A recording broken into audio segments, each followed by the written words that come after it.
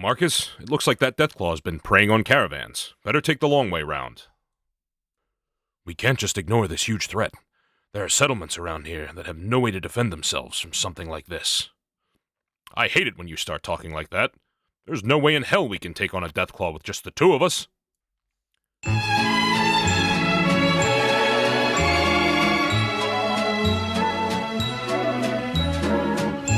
So I thought it might be amusing to think about a time period when Marcus, the super mutant, and Jacob, the Brotherhood of Steel Knight, were traveling together. What sort of adventures did they get into before parting ways? A challenge that would be particularly difficult for a Wasteland settlement to handle would be a Deathclaw raiding their trade routes.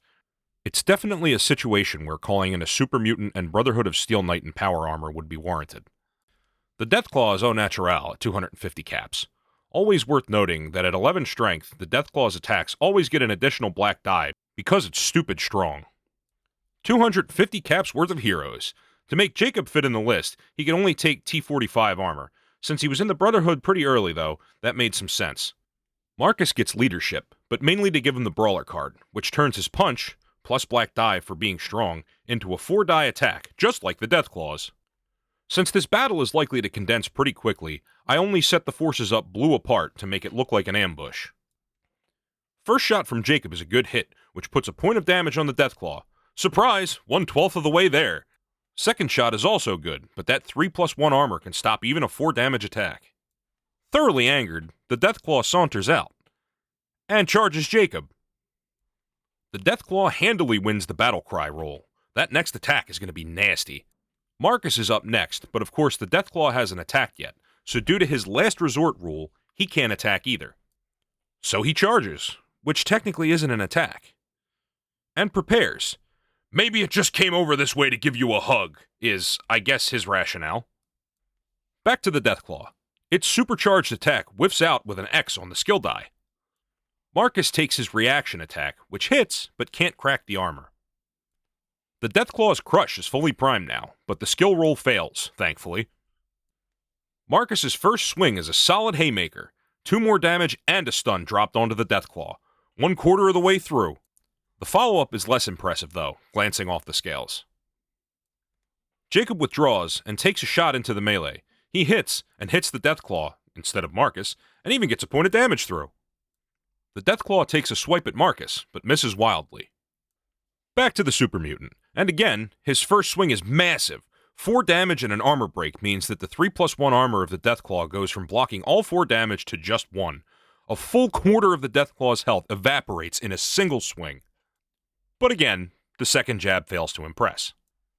Jacob drills a nice double armor break shot into the melee, but unfortunately hits Marcus. His second shot lands correctly, but the Deathclaw's tough armor shrugs all the damage off. The Deathclaw takes its first swipe at Marcus, but with no extra damage, he's able to shrug it off. Second swing is a wild miss. This mutant is floating like a butterfly and stinging like a nuclear bee. Tired of risking hitting his friend, Jacob charges back into the melee to get a bonus black for charging and green for outnumbering die when using his plasma rifle. Instead, he whiffs hard. For the second time this game, I forget to use the quick action to prepare. Whoops. Marcus gets a solid uppercut in. Only 1 point of damage, but landing a stun, which is always good. Marcus finally finishes up a good 1-2 combo, breaking all 3 regular armor and dealing an additional point of damage. He would have landed another stun too, if the Deathclaw hadn't been stunned by his first punch. The Deathclaw has taken 9 out of 12 of his HP now. We're on the final stretch. After shrugging off the stun, the Deathclaw is pissed. It uses its crush and successfully stuns Marcus, puts 2 more damage on him, and hucks him out of the melee. Marcus shakes off the stun and charges back in, ready for more. Jacob backs up out of the melee, takes a shot, and sinks another 2 damage into Marcus's back. The Deathclaw takes another futile swipe at Marcus, who weaves out of the way. Jacob's reaction shot is good. Another point of damage on the Deathclaw. Only 2 left. Enraged by the new plasma holes in its back, the Deathclaw swipes at Marcus and catches him right in the gut. 3 big damage leaves him with only 1 of his 10 HP remaining. Uh-oh. Even with the extra black die from last turn's charge, Marcus can't crack through the Deathclaw's armor. His second shot goes wild. He might be getting a bit winded after taking all this damage. Jacob fires into the melee again, and drops Marcus with 2 more damage. Uh-oh. His second shot connects, but can't penetrate to do any damage. The big bad beastie only has 2 HP left, but now it's a 1v1 with the knight. The charge happens, but Jacob is able to shrug off the battle cry. He's not able to shrug off the crush, though, and gets stunned, yeeted, and his armor ripped to shreds in a single attack. It's not looking so good. He stands up and takes a shot, but it glances off the Deathclaw's left shoulder. Now that it's a 1v1, the turn rolls over, and Jacob gets the advantage. His next shot hits, and glances off the Deathclaw's right shoulder.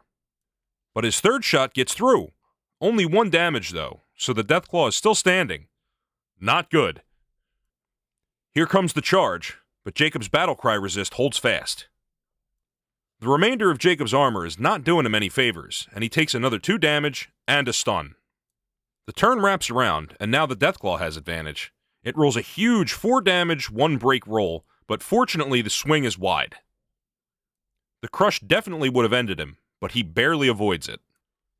The turn rolls around, and Jacob shrugs off his stun. He takes a deep breath, levels his rifle, and drops a plasma bolt right between the beast's eyes. It crumples to the ground and lets out a whine before settling. Jacob breathes a sigh of relief and drags his damaged armor over to where Marcus is recovering. I told you that this wasn't a good idea. We did it, didn't we? It would have been easier if you had been shooting at the right target. Blame my training. I saw 2 giant wasteland monsters slugging it out, and my trigger finger got a little confused. They drag the corpse of the Deathclaw back to the nearest settlement to rest up, and maybe get a reward for their efforts. And hopefully some bandages. Thanks for watching. We hope you enjoyed this strange little tale of Marcus and Jacob. This is just one of a few weird tales from the Wasteland that we have to tell you here. So keep an eye out for more, coming soon.